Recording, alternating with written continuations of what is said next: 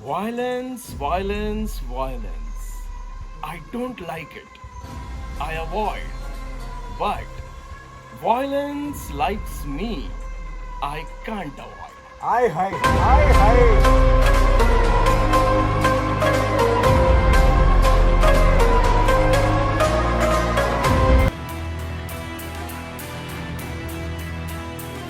Let's take another entry साथ में Hello, Yash.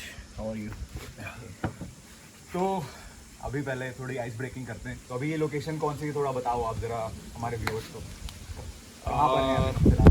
तो देखिए बात ऐसी है कि हम लोग कल ही यहाँ पर पहुँचे हैं रात को, और ये जगह जो है इसका नाम है जामरुक, और जामरुक में ड्रीम लैंड करके यहाँ पर एक प्रोजेक्ट है जहाँ पे हम बंगलों में यहाँ पर रुके हुए हैं। और कल हम लोग यहाँ पर आए थे शूट के लिए, और अभी और एक हफ्ता 10 दिन हम लोग शूट के लिए रुकने मतलब हमारा बेसिकली शूट स्टार्ट होगा अभी शूट यहाँ। स्टार्ट होगा अभी। तो अभी हम लोग यहाँ पर आए हैं और कल से हमारी शूट स्टार्ट हो जाएगी। लेट मी टेल यू, मेरे दादा का बहुत इंटरेस्टिंग कैरेक्टर है और अभी उसमें बहुत फन होने वाला है, बहुत मस्ती होने वाली है उस कैरेक्टर में। उसकी बात हम आगे करेंगे जब हम उसके बिहाइंड द सीन्स वगैरह शूट करेंगे। तो पहले तो सबको इंट्रो देने की वैसे तो कोई ज़रूरत नहीं है, जो लोग जानते हैं वो लोग जानते हैं, लेकिन कुछ लोग हैं जिन तक अभी तक बात नहीं पहुंची है। तो मेरे साथ बैठे हैं सचिन गोले, दी सचिन गोले, the official voice of KGF Yash, the rocking star. तो वो तो सबको पता ही है, सबने देख ली है मूवी, इतना सारा प्यार दिया है। तो दादा थोड़ा सा अभी आप ये KGF की जर्नी के बारे में बताओ जरा, कैसे स्टार्ट हुआ, कहाँ से स्टार्ट हुआ। पीछे हमारे मनोरंजन भाई भी बैठे हुए हैं या करता धरता, वो भी थोड़े से इनपुट देंगे बाद में। हाँ स्टार्ट से बताओ, मतलब KGF 1 से सुनना हाँ, चाहते हो? KGF 1 से बताओ आप, क्योंकि KGF 2 तो अब सबको पता चल ही गया है, लेकिन KGF 1 की जो स्टोरी।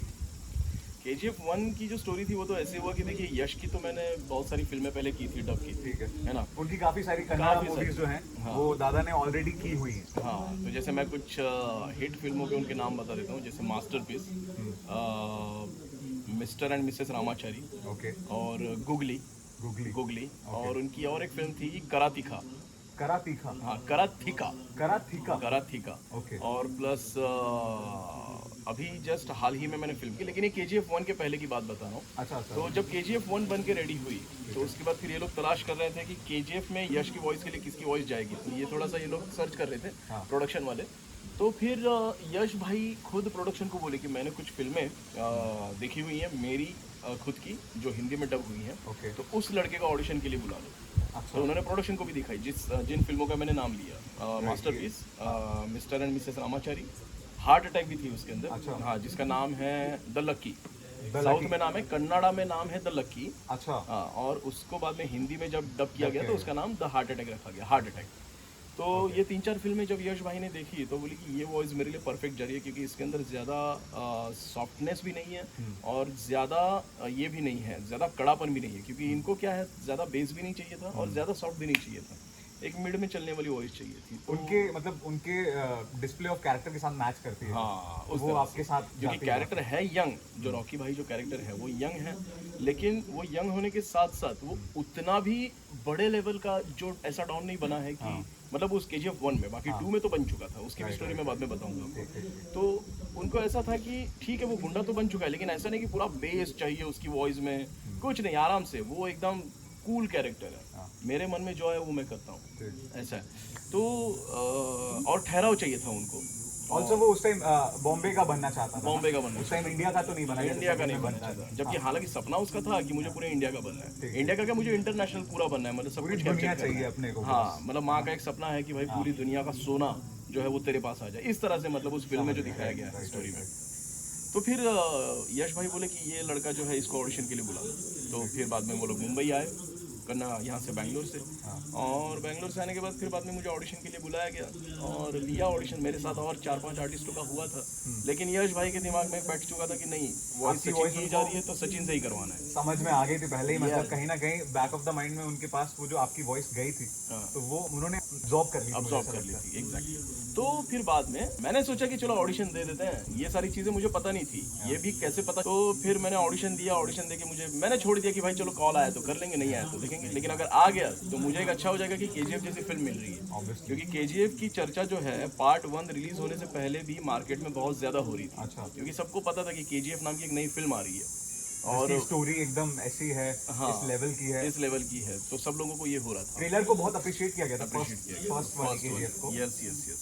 तो फिर बाद में मुझे 10 दिन बाद प्रोडक्शन से कॉल आ गया कि भाई आपकी जो वॉइस है वो कास्ट हो चुकी रखी गई है है। और आप डब करोगे यश की वॉइस के लिए। तो मैं खुश हो गया, मैं बोला चलो अच्छा है, अब हम भी अपना परफॉर्मेंस अच्छा देंगे। बिल्कुल। तो उन्होंने बाद में मेरी डेट ले ली और डेट लेने के बाद फिर बोले कि काम उतना ज़्यादा नहीं है, काम कम है, मैक्सिमम कुछ गिन के 40 या 45 डायलॉग्स हैं खाली अच्छा। यश के उसमें। हाँ तो करने हैं लेकिन अच्छे से करने हैं, हर डायलॉग जो है हर पंच है, सब डायलॉग्स में उसके पंच है, इम्पैक्ट वाला इम्पैक्ट वाला है। Right. क्योंकि बाकी कैरेक्टर्स के भी डायलॉग्स हैं लेकिन वो उतने नहीं है, लेकिन इसके जो डायलॉग्स है वो पूरे इम्पैक्ट वाले हैं। और तो सब सचिन वो अपने को पैसे फेंकने वाली लाइन है सारी की, हाँ। मतलब जिसपे क्राउड एकदम खड़ी हो जाए यस अपनी यस सीट कि से। भाई पैसा वसूल हो गया बिल्कुल, इस हाँ। तरह से। तो मैंने डब करना शुरू किया, हाँ। पहले दिन तो डब हुआ और फिर बाद में पहले दिन डब होने के बाद फिर मेरा जो जितना डब हुआ था उतना यश भाई को भेजा गया। हाँ भेजने के बाद यश भाई बोले कि सचिन अच्छा किया है लेकिन मुझे थोड़ा सा और इसके अंदर ये चाहिए, तो मैं खुद आ रहा हूँ वहाँ पे। अरे वाह। हाँ, तो जब वो बैंगलोर से मुंबई आए हाँ। और फिर बाद में मुझे भी बुलाया गया,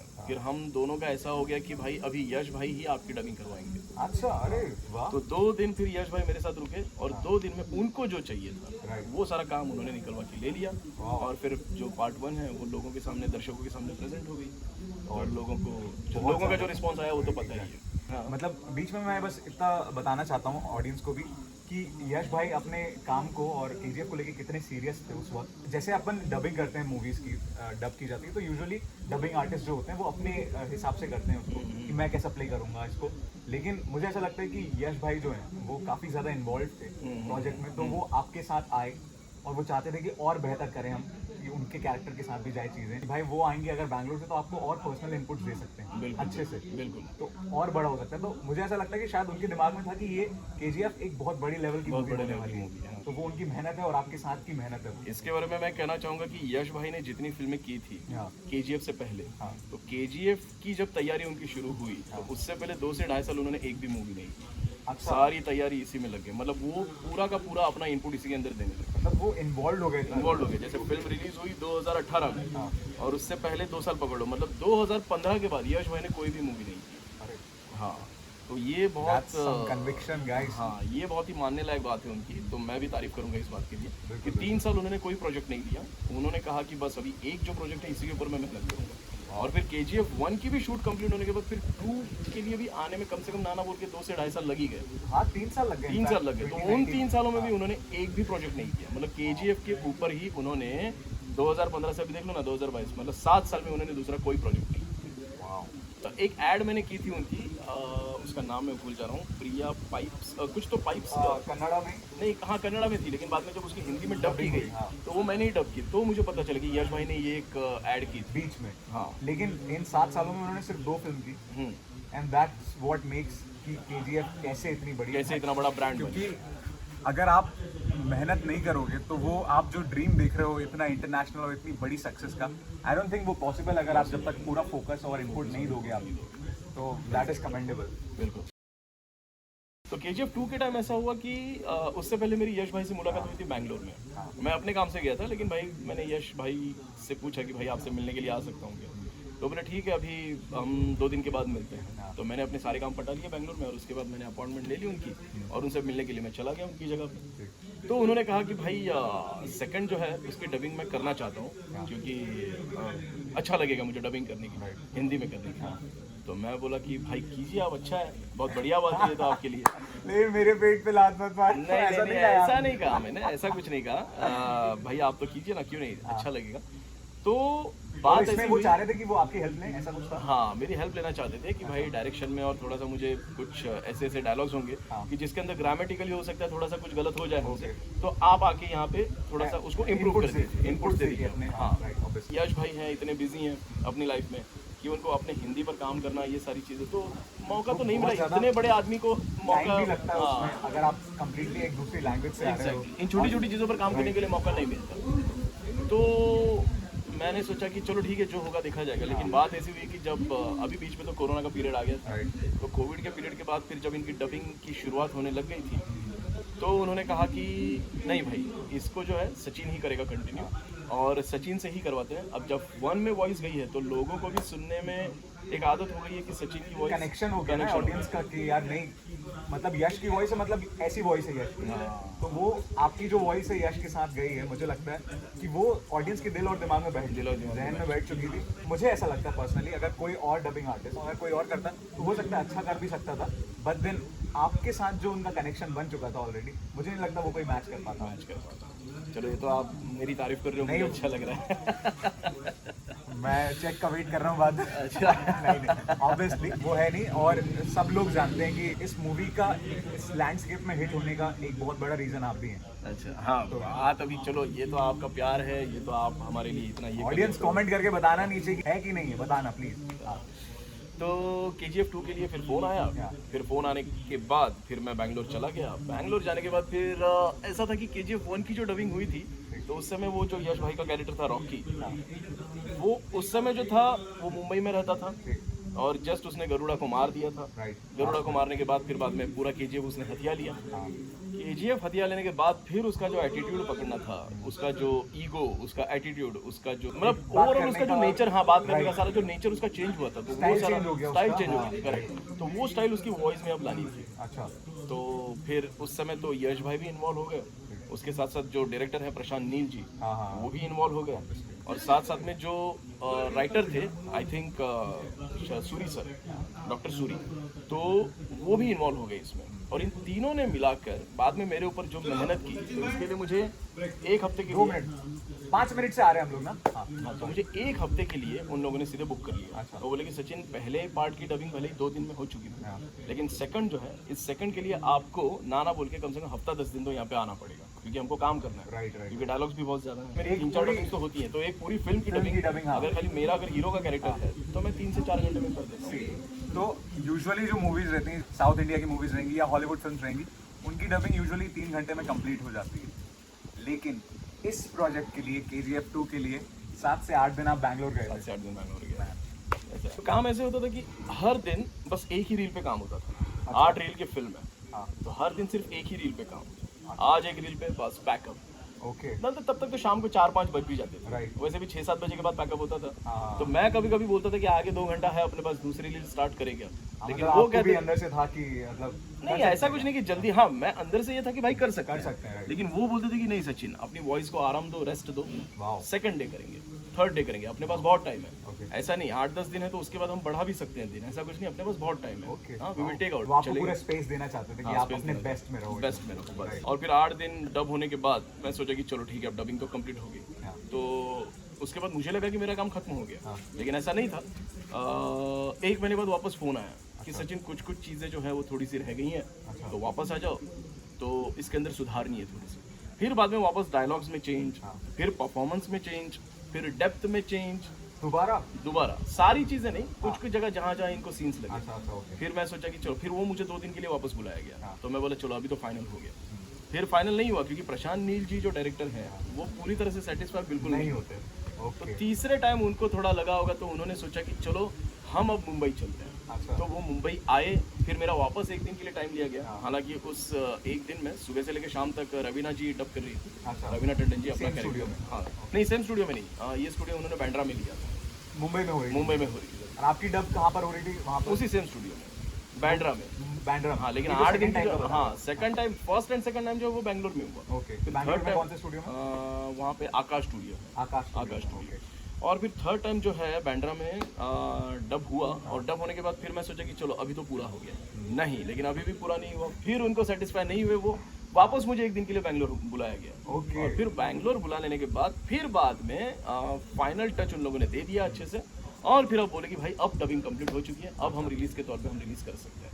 तो मोस्टली ज़्यादातर तो देखा जाए तो मेरी डबिंग पे बहुत ज़्यादा ध्यान रखा गया, ऑब्वियसली, क्योंकि क्या है, रॉकी भाई जो है वही है उस फिल्म के पूरे करता वही को निकाल दिया जाए तो 99% फिल्म यही खत्म हो जाती है। और सोल ड्यूटी उनकी आपके कंधों पे थी। आपको ऐसे कुछ डायलॉग्स याद हैं जो आप दोबारा डब करने गए थे, मतलब और उनका इम्पैक्ट बाद में देखा आपने कि अच्छा ये मैंने डायलॉग दोबारा रिपीट किया, कौन सा वाला? शुरुआत में जो उनका स्टार्ट वाले जो सीन है, उनका स्टार्ट का जो सीन है, तो उस समय जब वो सीन पूरा खत्म करके एग्जिट मारने जाता है, ये कौन सा वाला जब एंट्री की? हाँ एकदम एंट्री वाला, तो एंट्री में वो निकल जाता है, एंट्री जब होती है उसकी और एंट्री होकर मीटिंग सेटिंग हो जाती है सारी, और उसके बाद जब वो निकलने लगता है वहाँ से, ओके, तो उस समय एक विलन बोलता है ना कि एक गरुड़ को मारने के लिए जब एक रॉकी पैदा कर सकते हैं, तो एक रॉकी को मारने के लिए दूसरा रॉकी पैदा नहीं किया जा सकता। तो उस समय एक लाइन थी कि मेरे बाप से ही नहीं हुआ तो मेरे बाप की कसम किसी से भी नहीं। वाओ, तो उसमें नाना बोल के कम से कम 12 से 13 रीटेक्स तो मेरे ऐसे ही लगे। हालांकि लाइन छोटी सी है, लेकिन उनको जो इम्पैक्ट चाहिए था, जो डेप्थ चाहिए था, राइट, वो उन्होंने डिस्कस करके सारी चीजें करके वाओ। इस तरह से। मैं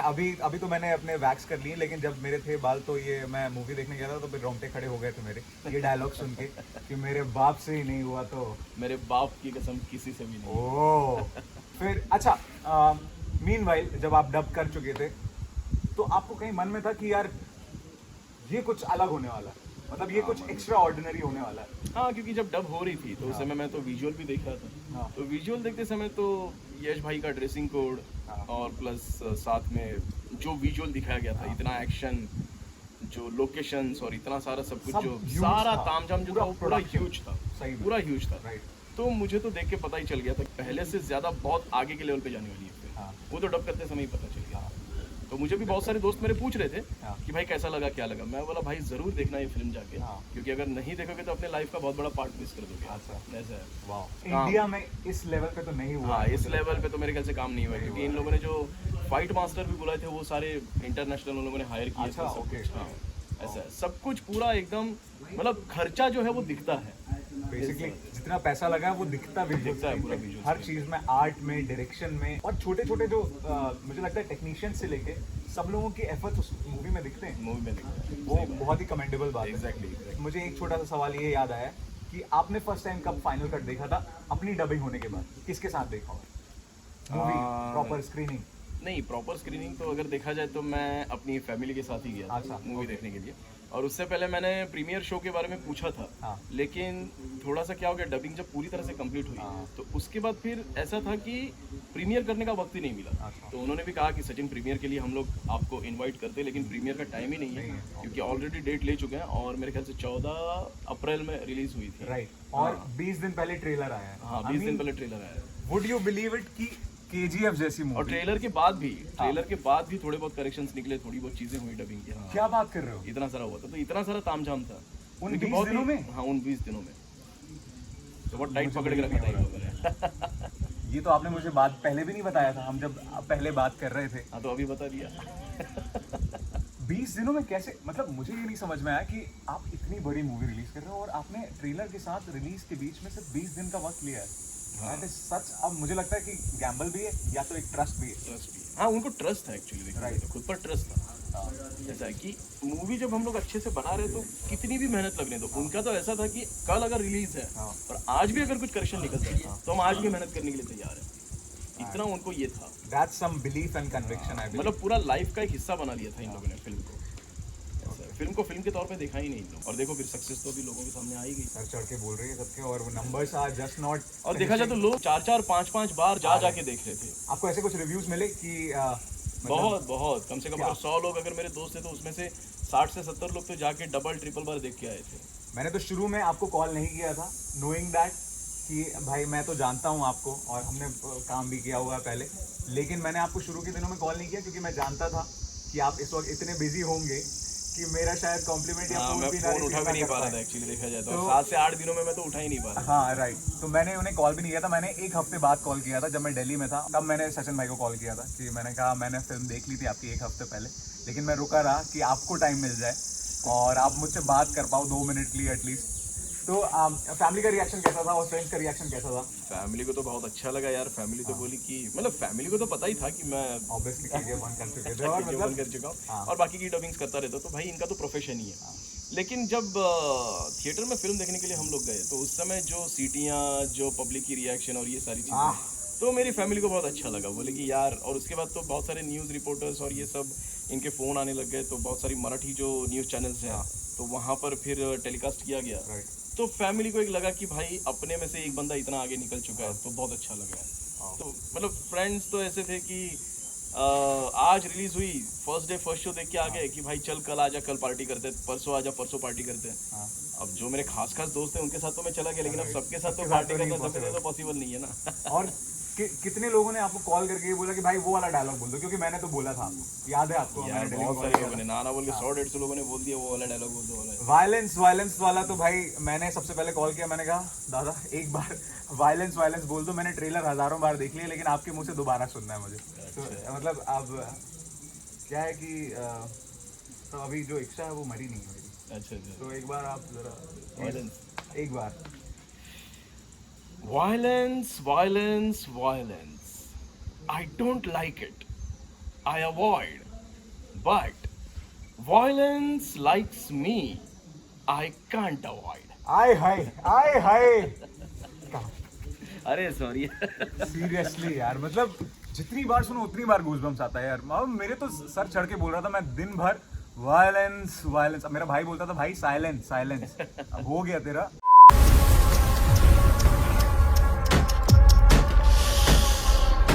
Violence, violence, violence. I don't like it. I avoid. But violence likes me. I can't avoid.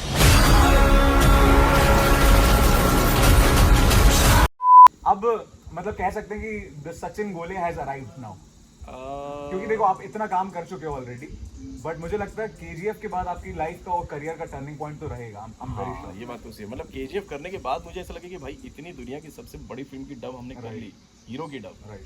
तो पाने के लिए अभी वैसे कुछ रहा, मतलब ऐसे नहीं बोल सकते रहा नहीं, लेकिन एक है कि जो जिंदगी का मकसद था वो मेरा पूरा हो गया कि बहुत बड़ी फिल्म की मैं डब करूँ। तो वो एक मेरा ऐसा पूरा हो गया कि भाई चलो कि इतनी बड़ी फिल्म की, इतनी बड़ी ब्लॉकबस्टर, इतनी सुपरहिट फिल्म की मैंने डबिंग कर ली। राइट। तो ऐसा है कि मतलब काम तो हम लोग डेली करते रहते हैं, लेकिन ऐसे मौके कभी कभी आते हैं। Right. तो जो अचीव करना था वो मैंने अचीव कर लिया, ऐसा दिल को लग रहा है।